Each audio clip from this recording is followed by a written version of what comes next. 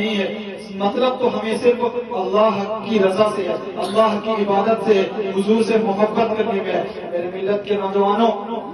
آج ہماری محبت جو ہے دنیا کی جائیداد سے ہو گئی ہے، دنیا کی مکان سے ہو گئی ہے، دنیا کے یہ جو رشتے دار ہیں ان سے محبت ہو گئی ہے۔ میرے ملت کے نوجوانوں، جب تک آپ کے دلوں میں اللہ کی محبت اور حضور اکرم صلی اللہ تعالی علیہ وسلم کی محبت جلوہ گر نہیں ہوگی، جب تک نہ آپ دنیا میں کامیاب ہو سکتے ہیں نہ آپ آخرت میں کامیاب ہو سکتے ہیں۔ میرے ملت کے نوجوانوں، جس طریقے آپ اپنے بچے کو صبح سویرے 6 بجے سے 5 بجے 4 بجے اٹھا کر ہندی میں انگلش میڈیم اسکول کے لیے تیار کر دیتے ہیں، میرے ملت کے نوجوانوں اسی طریقے اپنے بچے کو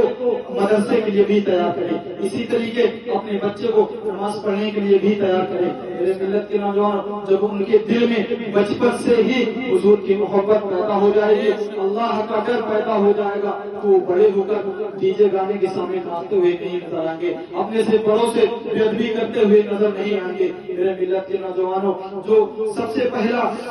پہلا مدرسہ ہوتا ہے بچے کا، وہ والدین ہوتے ہیں، تو والدین اپنے بچے کی جس طریقے چاہے تربیت کرے، اگر اسے اچھی تربیت دیں گے تو وہ اچھی راہ پر چلے گا، بڑا ہو کر اس کے مصطفیٰ میں اس طریقے محفل سجاتا ہوا نظر آئے گا، محفل میلاد پاک میں نعت پڑھتا ہوا نظر آئے گا۔ مگر میرے ملت کے نوجوانوں، جب اس کی تربیت اچھی نہیں ہوگی تو پھر ڈی جے گانوں میں ناچتا ہوا نظر آئے گا، ڈی جے گانوں کے سامنے ناچتا ہوا نظر آئے گا۔ تو میرے ملت کے نوجوانوں، میری آپ سے گزارش ہے اور چلتے چلتے یہ پیغام بھی ہے میرا کہ آپ لوگ زیادہ سے زیادہ آپ اپنے ہر بچے کو نہیں، کم سے کم اللہ تعالیٰ نے اگر توفیق دی ہے تو اپنے ایک بچے کو ضرور سے ضرور عالم دین بنائیں، حفاظ اقدام بنائیں، تاکہ میرے ملت کے نوجوانوں میں آپ کو بتا دوں، آپ انجینئر بنوا لیں، ڈاکٹر بنوا لیں، ہر چیز بنوا لیں، مگر میرے ملت کے نوجوانوں جب گھر پر موت ہو جاتی ہے تو وہ آپ کا بیٹا انجینئر ہے تو نماز جنازہ نہیں پڑھا سکتا، ڈاکٹر ہے تو نماز جنازہ نہیں پڑھا سکتا۔ میرے ملت کے نوجوانوں،